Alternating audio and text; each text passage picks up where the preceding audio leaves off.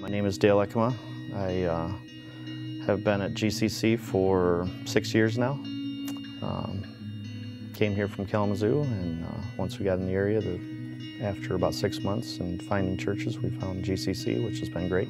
We have, me and my wife have 8 children. So we have 4 girls and 4 boys, range in age from 21 down to 5. Christy told me before we got married she wouldn't be able to have kids, so it's kind of a funny little story now. But we have 8. We met in Kalamazoo, and then Christy was in the Navy at the time, so we moved to Chicago for a little bit, and then we moved to Norfolk, Virginia, and after that we just moved back. She was able to get out of the Navy at that point in time. Just before we moved here, Christy's dad passed away of lung cancer. So she finds out on the day of his funeral, she finds a lump. That's a scary thing, but when your dad just passed away of lung cancer and so on, that's a really scary thing. So she went and had it checked. Turned out to be just a fibrous mass in there, nothing we had to worry about. One of the scariest days, for us to have to deal with. Just going from a mammogram where you don't see anything to this. We started that process of chemotherapy. Things have progressed, as far as we know, very, very well. And the oncologist comes in and says, "Oh, good news, good news. No cancer, can't find any cancer at all. It's all gone."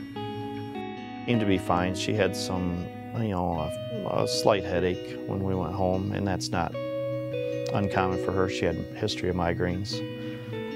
So we come home, we had medicine for pain and for different things, and so we came home, and a couple days later, this headache's just still there, and it's kind of growing. It's getting worse. She walked in, and the surgeon looked at her and says, "You need to be admitted.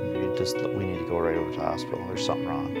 It wasn't until the following Wednesday evening that we really found out the true news of what was going on. Her brother asked, "So, what's the prognosis?" And the oncologist said, "Well, there's no cure."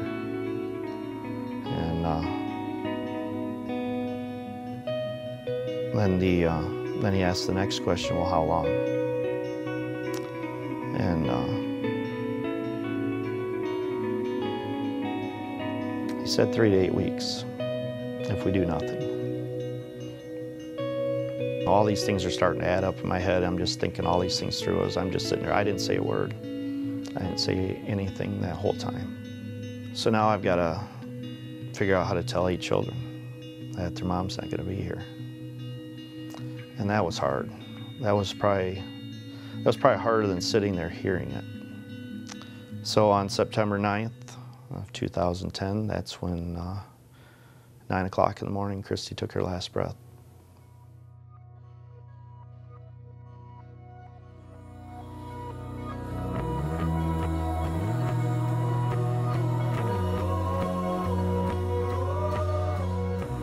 This family had become really near to our hearts very quickly from meeting them at the theater. And we just knew we had to do something. Have you met the Ekemas? I mean, daily, he's like, he's really involved in the church and the children too. It just didn't seem like praying was enough. Right from the start, I think we had just tons of people say, "Hey, if there's anything you need, just let us know." There was about 50 people that came to our house for Second Saturday and cleaned up our yard, and did a whole spring cleaning of our house. Started bringing meals, just to help out on days when we just weren't able to cook, and or if we had to be away and things like that. I think just like GCCE, how we connected with the Ekemas, we were a big support system. I think that's really helped them along the way. And that's what the church is for. My boss is there, and his boss is there, a regional guy. He said that people and other employees, some of them I don't even know, decided to donate their vacation and sick time to me, and that was pretty cool. We had We had a neighbor down the street. He come over and mowed the lawn. He has a lawn mowing business, so he said, I can mow the lawn, so I'm going to do that.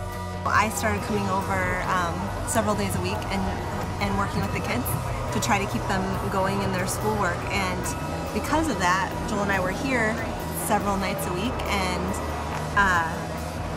kind of just became part of the family. When we were helping with the kids and falling in love with them, I didn't picture us sitting on the front row at the funeral holding them in our laps, but that's where we went and that's where God led us, and I wouldn't have chose any other place to be. But I kind of had to get over the fear that this is going to hurt really bad, because it did hurt really bad, but I knew that through that pain there could be something really beautiful at the end.